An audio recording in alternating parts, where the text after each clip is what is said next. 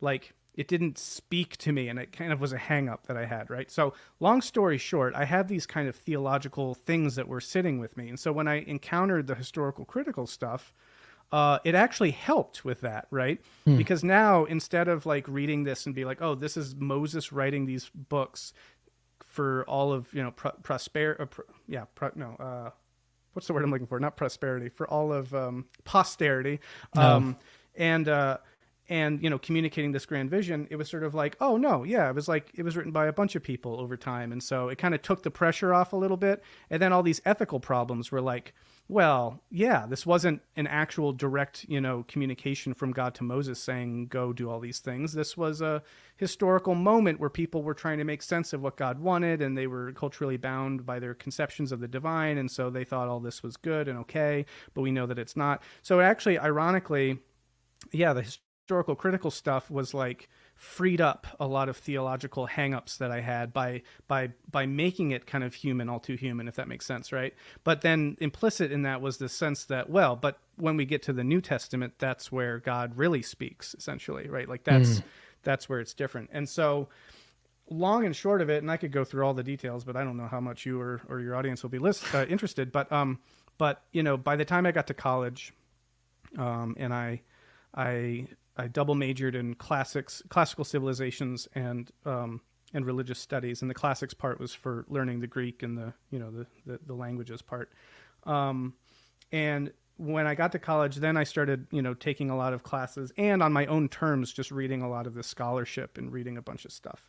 And that was when I got into historical Jesus studies, and that was when the entire methodology that I'd found so much insight from applied to the Old Testament got applied to the New Testament, and it similarly disrupted the account, let's say. And that was what really caused the faith issue. Because like I could for a long time be like, but the Old Testament, that's different, but the New Testament.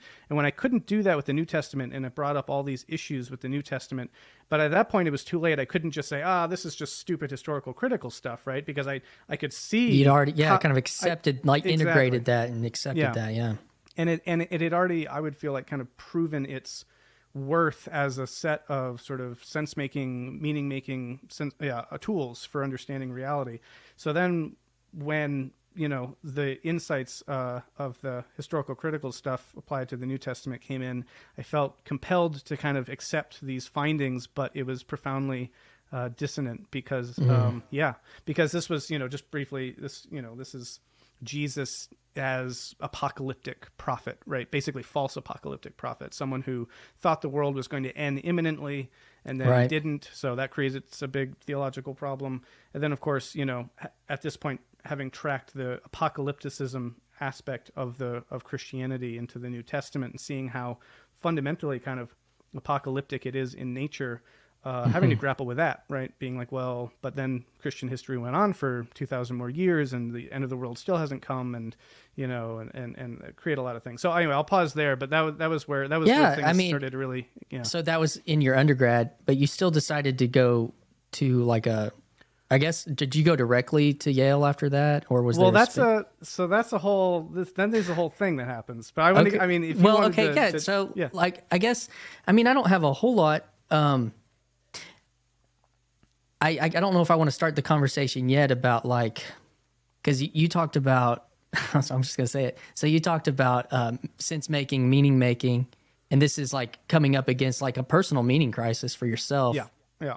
So that those. Well, maybe I can finish that story, then we can get into the. Sure. I don't mean to interrupt you. I wasn't sure if there was anything. So maybe just briefly, I will just finish the biographical stuff, and then we can get into the the other aspect of this, or like the more general aspect of this, because but no. To your question. And by the way, I'm really sorry. I hope you weren't making a point and I interrupted you. I don't think so. No, okay.